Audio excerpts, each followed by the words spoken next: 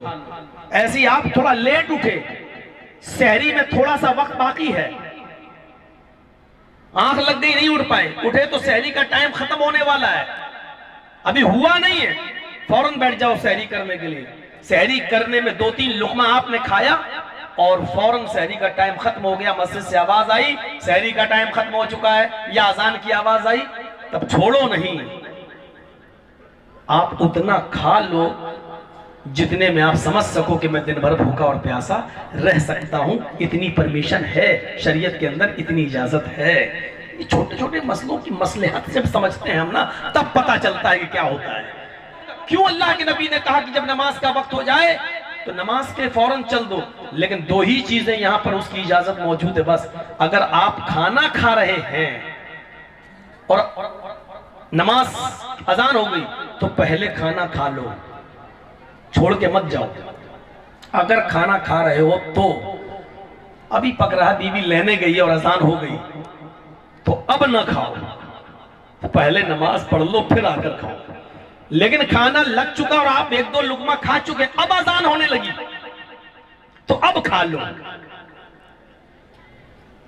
तो अब खा लो। क्यों नमाज पढ़ने वाले के सामने से गुजरने को इतना बड़ा गुनाह बताया? क्यों कहा कि जब अजान हो जाए और आपको पेशाब या लैट्रिन लग रही है तो पहले पेशाब कर लो, फारिग हो जाओ, लैट्रिन कर लो, फारिग हो जाओ, उसके बाद जाओ। अगर 1-2 रकात छूट रही है तो कोई बात नहीं, छूट जाने दो, लेकिन पहले इन चीजों से फारिग हो जाओ। जब जलसे में आपको बैठना था तो पहले इन तमाम चीजों से फारिग होकर बैठिए, अपना दिमाग इस तरफ लगाइए। थोड़ा बहुत पेशाब लगे तो बर्दाश्त कर लीजिए, जब बर्दाश्त से बाहर हो जाए, ना कर पाओ तब उठ के जाइए, क्योंकि वो भी हमारी जिंदगी का एक हिस्सा है और वो भी जरूरी चीज है, तब हमें और आपको जाना चाहिए। अब कोई भी अगर 80-90 साल का बुढ़ा भी उठ के जाएगा यहाँ तो मैं ये समझूंगा वो चाची के पास जा रहा है, हालांकि वो चाची के लायक अब रहा नहीं है, लेकिन फिर भी हम यही समझेंगे कि वो चाची के पास जा रहा है। तो मेरे भाइयों इधर तवज्जो दीजिए आप। तो क्यों कहा, देखिए बात कहां से निकलती है और कहां चली जाती है। तो आज भी ऐसी लड़कियां मौजूद हैं जो जिस्म बेच रही हैं, पैसा लेती हैं और जिस्म बेचती हैं। हम इसको क्या कहते हैं? जुर्म। हम इसको क्या कहते हैं? गंदा काम, है ना? किसी से भी खड़ा करके पूछ लो क्या है? गलत काम, धन नहीं होना चाहिए, गलत काम है ये, जुर्म है ये, ठीक है। लेकिन जो ऐसा कर रही हैं उनसे पूछो तुम ये गंदा काम क्यों कर रही हो, तो वो क्या कहती है? गंदा काम कहां है, हम तो धंधा कर रहे हैं, ये हमारा बिजनेस है, हमारे पास और कोई जरिया नहीं है। भाई हर चीज दुनिया में बिक रही है, हम अपना जिस्म बेच रहे हैं, पैसा ले रहे हैं। देखिए दोनों इंसान हैं, आप ऐसा सोच रहे हो आप भी इंसान हो, वो ऐसा सोचती हैं वो भी इंसान है, सोच बदल गई। हमारी सोच यह है कि ये गंदा काम, उनकी सोच यह है कि ये धंधा, बिजनेस। अल्लाह ने कहा वल तंजुर नफ्सुम मा कद्दमत लिगद, हर इंसान को सोचना चाहिए कि उसने कल के लिए क्या किया है। सोच बदलो पहले। तवाइफ ये गलत काम तभी छोड़ पाएंगी जब वो अपनी सोच बदलेंगी। अगर उनकी सोच ये हो गई कि नहीं ये बिजनेस है तो कभी भी वो इस काम को नहीं छोड़ेंगी। आप कयामत के दिन की तैयारी तभी कर पाएंगे जब आप सोचोगे कि हमें जन्नत बैठे बिठाए नहीं मिलेगी, उसको पाने के लिए हमें अमल करना पड़ेगा, और जहन्नम से तभी बच पाएंगे जब हम गुनाहों से बचेंगे। ये सोच होनी चाहिए हमारी। इसीलिए कुरान ने कहा पहले सोचो। अभी इसी आयत पे चल रहे हैं, अभी तकरीर खत्म नहीं हुई है, अभी वल तंजुर ही पे चल रहे हैं, अभी मां कद्दमत लिगत का नंबर तो बाद में आएगा, अभी इसी को पहले समझो। सोच कैसे बदली जाएगी? सोच, एक लड़की स्कर्ट पहनी हुई है, ब्रा पहनी हुई है और जा रही है इसी तरीके से, उससे पूछो साहब ये ड्रेस क्यों पहने हुए हो? उसकी सोच देखिए क्या है, क्या है, व्हाट इज प्रॉब्लम। वो हमसे उल्टा कहेगी अपनी सोच बदलो। यही हो रहा ना आज। अगर कोई लड़की शॉर्ट कपड़े, बेहुदा कपड़े पहन ले और कोई आदमी बेचारा कहते हैं ये तो कितना बवाल होता है मीडिया, देखो पहनावे पर भी पाबंदी लग रही है, उसकी मर्जी, वो ये पहन रही है। और वो क्या कहती है लड़कियां, अरे तुम्हारी सोच ही गंदी है, तुम उस नजर से देखते क्यों हो, तुम्हारी सोच ही गंदी है। वाह साहब, आग पेट्रोल के पास आए और पेट्रोल को आप ये कहो कि वो आग ना पकड़े, क्यों लिखा रहता है पेट्रोल पंप पर नो स्मोकिंग, यहां धूम्रपान निषेध, बीड़ी सिगरेट पीना सख्त मना है, क्यों लिखते हो? क्योंकि मालूम है कि यहां माचिस जलाकर सिगरेट पीना जो शुरू किया, अगर एक चिंगारी भी पेट्रोल में या डीजल में चली गई तो आग लग जाएगी, इसीलिए लिखा होता है नो स्मोकिंग। पेट्रोल पर पंप पर लिखते हो नो स्मोकिंग, आग मत जलाना, भड़क सकती है। सोचो जब जवान लड़के और लड़कियों को एक स्कूल में एक साथ पढ़ाओ और ये कहो कि सोच बदलो। लड़की आग है, लड़का पेट्रोल है, और इन दोनों को एक जगह बिठा के ये उम्मीद रखो कि आग पेट्रोल को न पकड़े और पेट्रोल आग को न पकड़े, ऐसा हो ही नहीं सकता।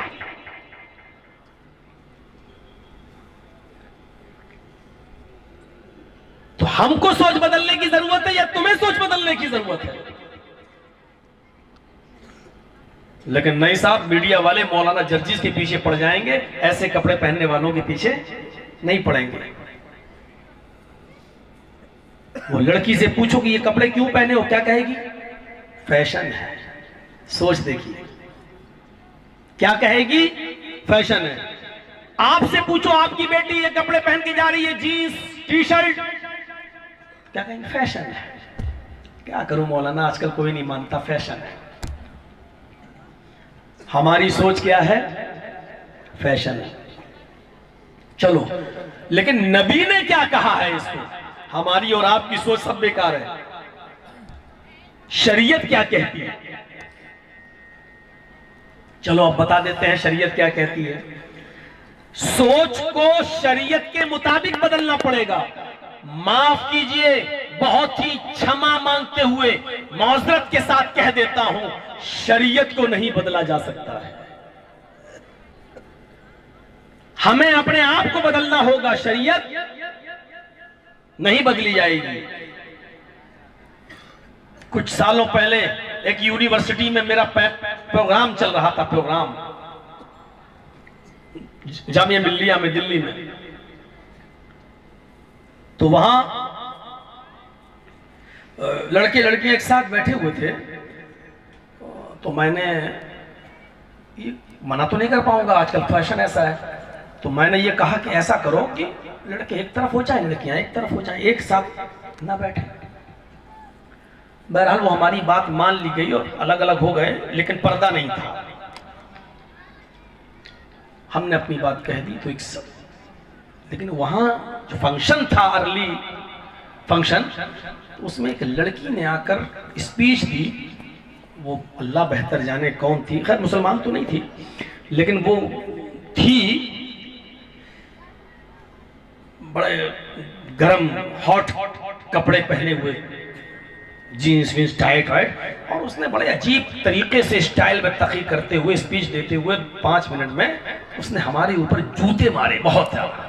स्पीच में इशारा किया, आजकल ये रूढ़िवादी सोच है, ऐसी सोच है, लड़के और लड़कियों को एक साथ बिठाने पे ऐसा होता है। जमाना बहुत तेजी के साथ आगे बढ़ रहा है। पहले 4 महीने में आदमी सऊदी अरब पहुंचता था, घोड़े और ऊंट पे बैठ के, पानी के जहाज पे सफर करता हुआ तो 20 दिन में जाता था, आज 4 घंटे में पहुंच जाता है। तरक्की का दौर है, जमाना बहुत तेजी के साथ तरक्की कर रहा है। इस्लाम, फिर उसने कहा कि धर्म भी पुराने हो जाते हैं, हिंदू धर्म इतना पुराना, ईसाई धर्म इतना पुराना, इस्लाम धर्म 1400 साल पुराना, इससे हम अंदाजा नहीं लगा पाए। उसने सब धर्मों का नाम लिया तो हम नहीं समझ पाए कि वो कौन है, तो उसने सब धर्मों का नाम लिया। तो इस्लाम को भी, हर धर्म को भी अब मौजूदा दौर के हिसाब से बदलना चाहिए, क्योंकि पुरानी चीजें बदलकर नई चीजें आती हैं। उसने कहा ये माइक जब पुराना हो जाता है तो नया माइक आता है, पुरानी कुर्सियां जब पुरानी हो जाती हैं तो नई कुर्सियां आती हैं, टेबल जब पुरानी हो जाती है तो नई टेबल आती है। हर पुरानी चीज को घर से हटाकर नई चीज को लाया जाता है। लिहाजा इस्लाम भी 1400 साल पुराना हो गया, क्रिश्चियन भी 5000 साल पुराना हो गया, 2000 साल पुराना हो गया, यहूदियत भी बहुत ज्यादा पुरानी हो गई। इसने ऐसी ऐसी तकरीर की और मैं सोचने लगा कि इसको क्या जवाब दूं, क्योंकि मेरी तकरीर तो बात में ही होना थी। दिमाग बनाया, कुछ ढूंढा, अब इतनी अर्जेंट वहीं बैठे बैठे कहां से दिमाग बनाऊं, और जूती तो मार गई। बहरहाल लास्ट में जब हमें बोलने का टाइम मिला तो 10 मिनट का टाइम हमारे लिए भी था, तो मैंने कहा, बच्चों को मशवरा दिया कि अल्लाह ताला आपको पढ़ाए लिखाए, जिस मकसद के लिए आप आए हैं आपको कामयाबी दे। बोल के इल्म के ऊपर बोल के फिर हम इस टॉपिक पे आ गए कि अभी हमारी एक बहन आई थी, हमारी सिस्टर थी, उसने तो धर्म ही को बदलने की बात कह दी। मैंने कहा धर्म हमेशा इंसान को बदलते हैं, और धर्म ना हो तो हम इंसान न रहें। धर्म हमें इंसानियत सिखलाते हैं, वो कोई भी धर्म हो। जिस धर्म के अंदर इंसानियत नहीं है वो धर्म नहीं रहता है। मैंने कहा कि एक बात हमारी सिस्टर ने बहुत अच्छी कही है कि पुरानी चीजें बदलकर नई चीजें आती हैं, इसलिए इस्लाम को भी जो 1400 साल पुराना हो चुका है उसको भी अब बदलकर नए सिस्टम पर लागू करना चाहिए। वो क्या है, बलात्कार रेप करने वाले को सजा दो, संसार कर दो, पत्थरों से मार मार के, चोर के हाथ काट डालो, ये कोई सजा है? हाथ काटने के बाद वो आदमी समाज के लिए बोझ बन जाएगा, फिर कमाने के लायक नहीं रहेगा। हमने कहा ये बातें आपने कही हैं, लेकिन मेरी सिस्टर, मैं आपको बता देना चाहता हूं कि ये दुनियावी चीजें बदली जा सकती हैं, कुदरती चीजें नहीं बदली जा सकती हैं। एक एग्जाम्पल, एक मिसाल दे दीजिए। हमारी वो सिस्टर ऐसी बैठी थी सामने, हमारी ये मेरी सिस्टर, एक एग्जाम्पल दे दें हमें कि कोई भी पुरानी चीज जो कुदरती तौर पर पुरानी हो आज उसको बदलकर नया किया जा सकता हो। मैंने कहा मैडम, सूरज जब से निकलना शुरू हुआ है पहले दिन से आज तक ईस्ट से निकलता है और वेस्ट में छिपता है, पूरब से निकलता है और पश्चिम में डूबता है। ये तो इस्लाम से भी ज्यादा पुराना हो चुका है। अब आपके हिसाब से इस नियम में चेंजिंग आनी चाहिए। अब सूरज को पश्चिम से निकलकर पूरब में डूबना चाहिए। हमने कहा मैडम, हमने हमेशा यह देखा है, आम के पेड़ में आम, अंगूर की बेल में अंगूर, तरबूज के बीज से तरबूज पैदा होता है। यह सिस्टम भी बहुत पुराना हो चुका है। अब गवर्नमेंट से कहिए कि आम से अमरूद, और अमरूद से अंगूर, और अंगूर से खजूर, और खजूर से तरबूज पैदा हो।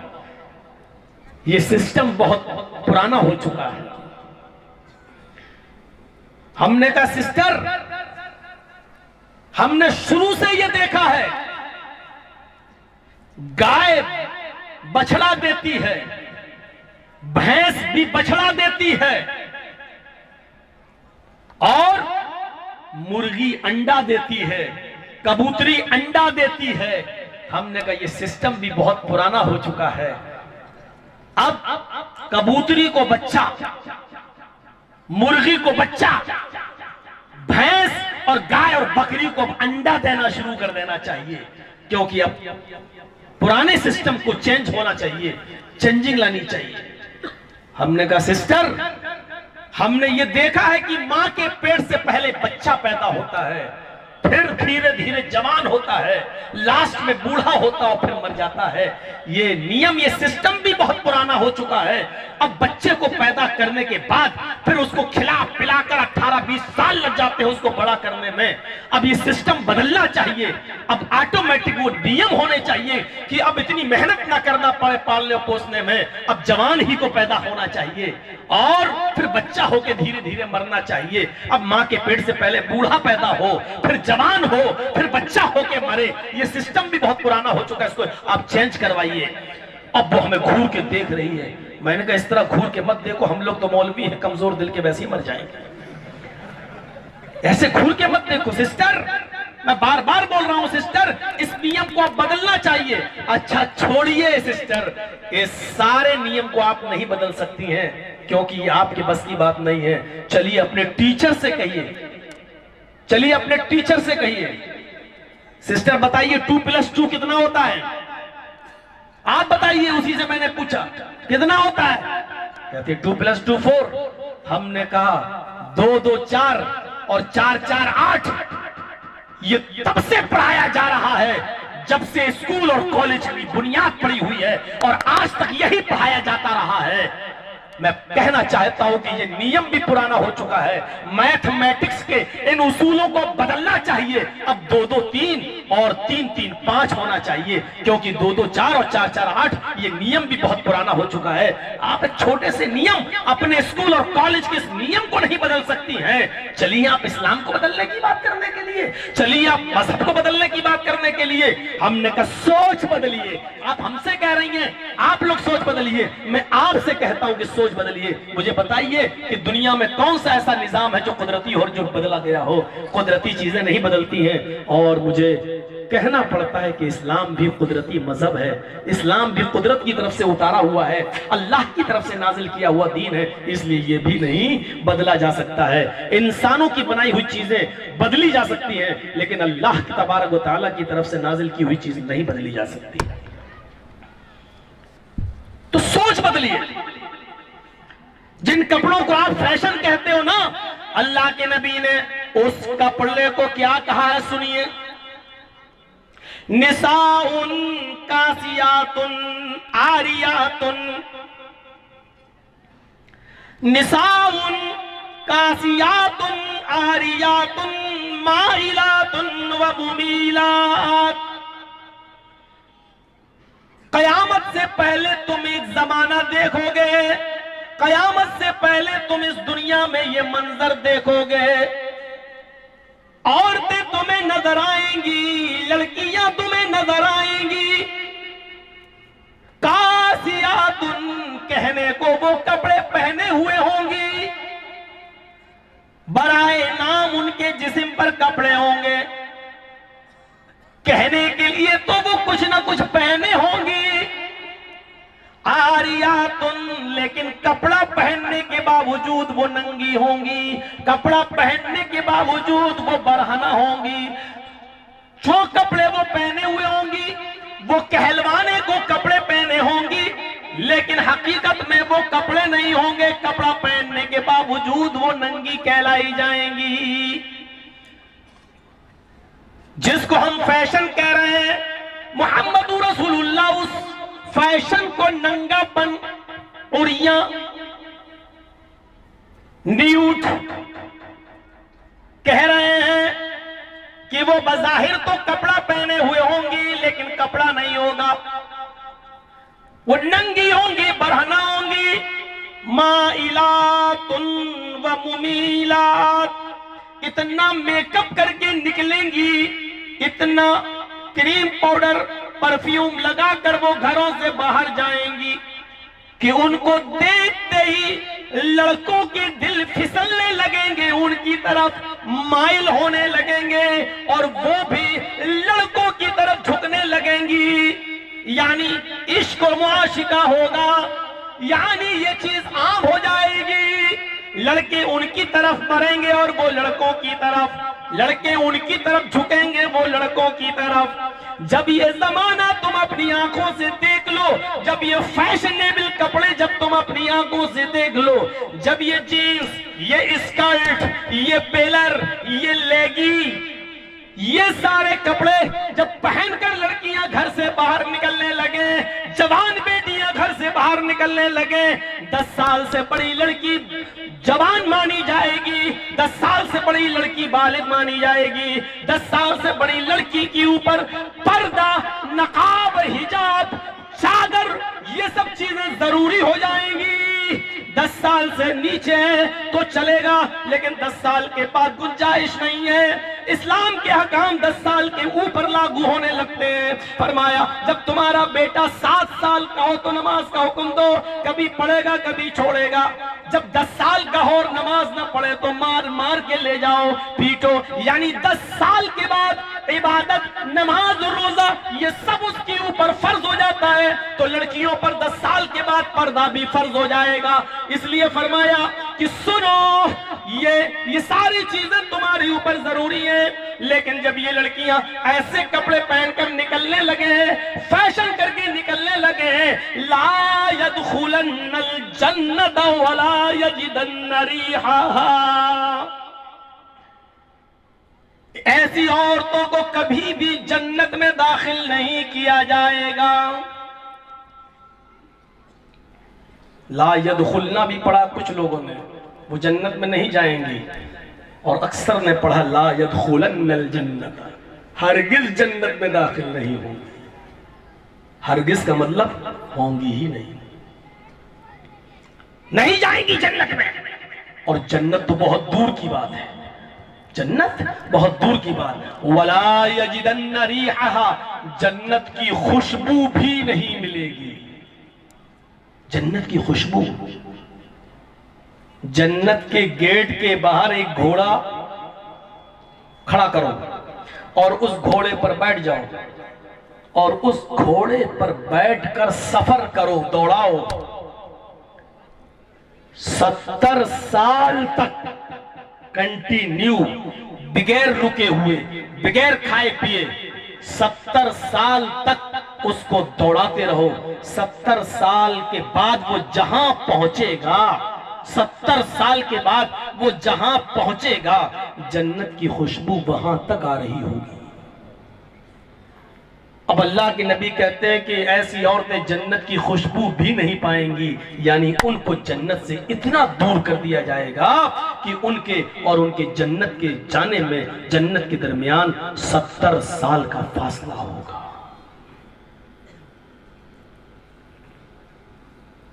सिर्फ सुना ही रहे, अमल तो होना नहीं। कल सुबह हमारी बच्चियां पहनेंगी वही जो पहनती आई हैं, हमारी औरतें कपड़े वही पहनेंगी जो पहनती आई हैं, उनमें चेंजिंग नहीं होगी। मई और जून की गर्मी में एक मजदूर मजदूरी कर रहा है, किसी की दीवार खड़ी कर रहा है, किसी का मकान बना रहा है, कोई बिल्डिंग तामीर कर रहा है। एक तो मई और जून की गर्मी और दूसरी उसकी मेहनत की गर्मी। क्यों वो इतनी गर्मी में ये काम क्यों कर रहा है? रीजन, मकसद सिर्फ यह है कि हम जब मजदूरी करेंगे तो शाम को खाना खा सकते हैं और अपने बच्चों को खिला सकते हैं, और यही कमाई और यही मेहनत जब हमारे पास आएगी तो हम अपने बच्चों का मुस्तकबिल, फ्यूचर अच्छा बना सकते हैं पढ़ा लिखा कर। सख्त सर्दियों में एक किसान उठता है, जमीन के सीने को चीरता है, उसमें दाना डालता है, बैल गाड़ियों से हल जोतता है या ट्रक से हल जोतता है। सख्त सर्दियों में उठता है सुबह। क्यों उठता है? इतनी ठंड बर्दाश्त क्यों कर रहा है वो? क्या रीजन है, क्या मकसद है, क्या कारण है? उसको मालूम है उठेंगे नहीं तो अनाज कैसे पैदा होगा। खेतों में धान, गेहूं, सब्जी, मक्का, ये सब कैसे पैदा होगी? और जब ये चीज पैदा नहीं होगी तो हमारी इनकम कहां से होगी, और जब इनकम नहीं होगी तो हम अपनी बीवी और बच्चों को कैसे पालेंगे?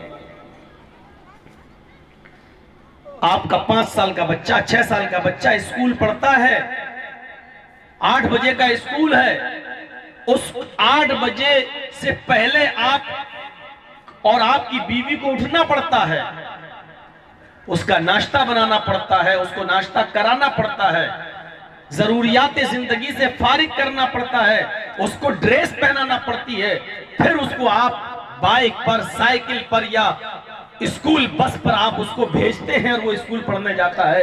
क्या आपका कलेजा अंदर से नहीं रोता कि इतने सख्त सर्दी में कोई सा है, कोहरा छाया हुआ है, शबनम गिर रही है और हमारा बच्चा इस सख्त सर्दी में पढ़ने के लिए जा रहा है। आप उस बच्चे को सर्दी में पढ़ने के लिए अपने घर से क्यों निकाल रहे हैं, क्यों भेज रहे हैं? क्या रीजन है? सिर्फ यही कि अगर ये जाएगा नहीं तो इसका फ्यूचर कैसे संभलेगा। आज तकलीफ उठाना पड़ेगी, तभी ये डॉक्टर बनेगा, इंजीनियर बनेगा या कुछ बन सकता है। अगर आपने आज उसके आराम की फिक्र कर ली तो मुस्तकबिल में, फ्यूचर में फिर वो कुछ बन नहीं सकता। ताज्जुब है, आश्चर्य होता है, हम अपनी जिंदगी में ये सब देखते हैं तो फिर उस फ्यूचर के बारे में हम क्यों नहीं सोचते हैं जिसका ताल्लुक जन्नत या जहन्नम से है। हम हुसूल जन्नत के लिए, जब एक मामूली डॉक्टर बनने के लिए आपको स्कूल सुबह 5 बजे 6 बजे उठना पड़ता है, 7 बजे उठना पड़ता है और कंटिन्यू, और एग्जाम के दिनों में रात भर क्वेश्चन और उसके आंसर की तैयारी करना पड़ती है और देखना पड़ता है। ये सब आप कर रहे हैं, लेकिन ताज्जुब ये है कि जन्नत को पाने के लिए हम सुबह फजर की नमाज में हम नहीं उठ सकते,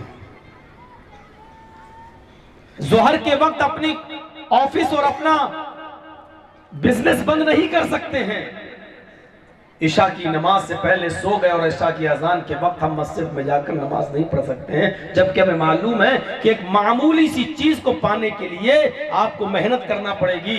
2 टाइम खाना खाने के लिए भी आपको ई रिक्शा चलाना पड़ेगा या कोई बिजनेस करना पड़ेगा या कोई मजदूरी करना पड़ेगी।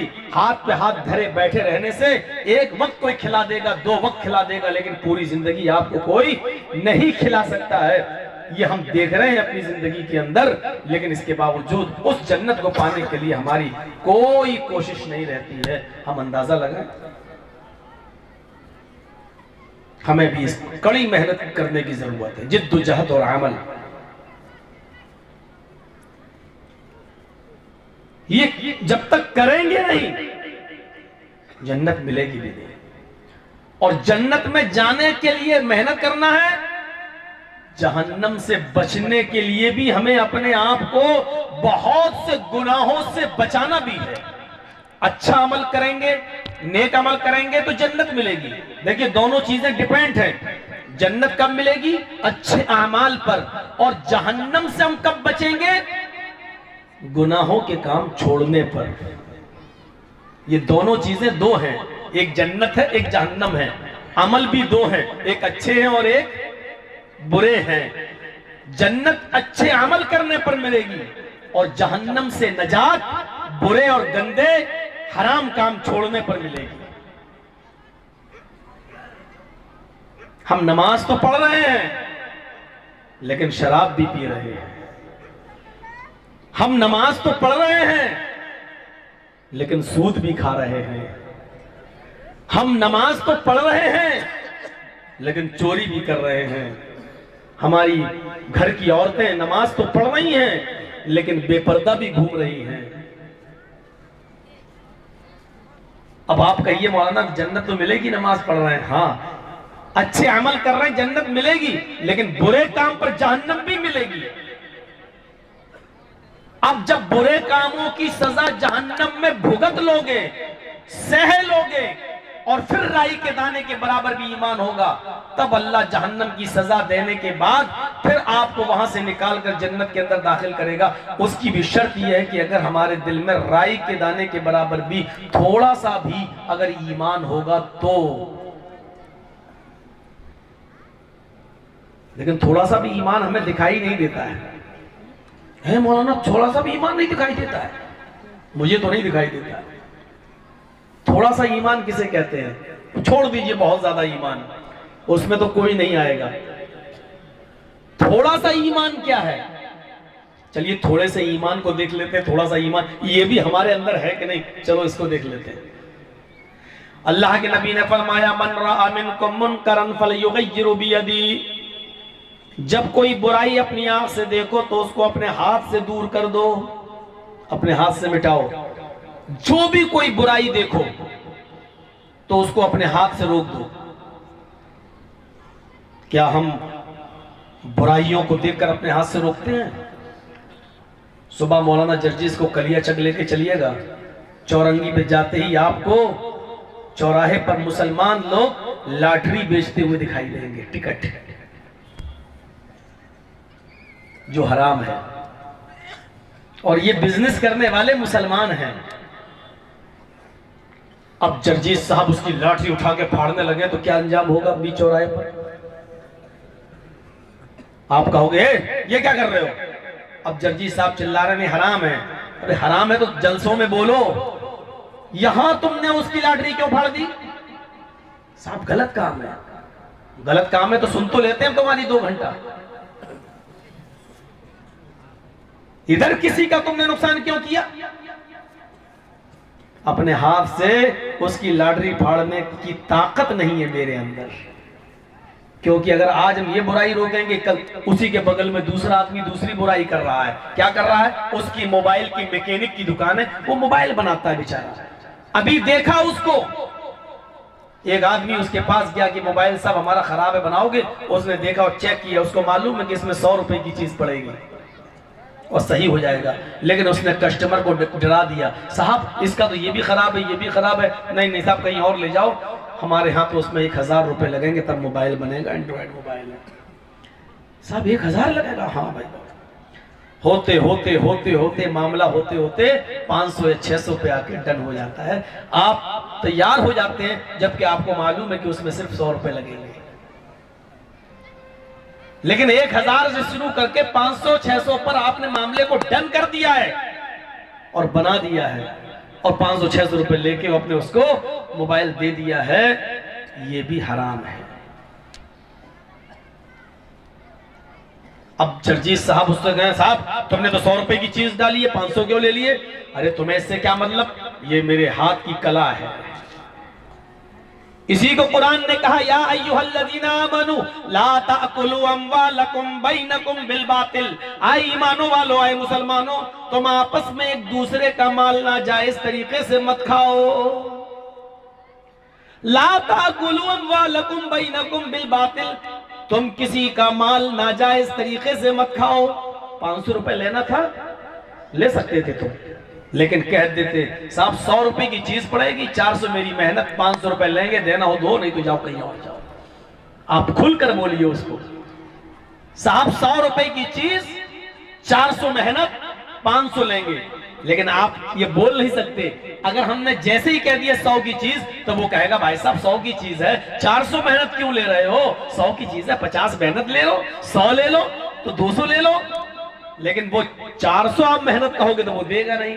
और जब आपने ये बता दिया कि 100 की चीज पड़ेगी, 400 मेहनत, तो वो जाके किसी दूसरे से बनवा लेगा। तो आप ये भी जानते हैं कि 100 बता देंगे तो फिर वो दूसरे से बनवा लेगा, फिर हमारे पास नहीं आएगा। तो आपने डायरेक्ट झूठ बोला कि भाई इसमें ये चीज खराब है, ये पड़ेगी 1000 रुपए लगेंगे। तो आपने बोला तो उससे झूठ ही है ना, तो ये हराम है। इस बुराई को आप अपनी आंखों से रोक दोगे, हाथों से नहीं रोक पाओगे। कुरान, अल्लाह के नबी दूसरा रास्ता बताते हैं, अगर अपने हाथ से दूर करने की ताकत ना हो किसी बुराई को, व इल्लम यस्तति फबिलिसानिही, अगर तुम्हारे अंदर अपने हाथ से किसी बुराई को दूर करने की ताकत नहीं है तो अपनी जबान से ही उसको समझा दो, उसको मना कर दो।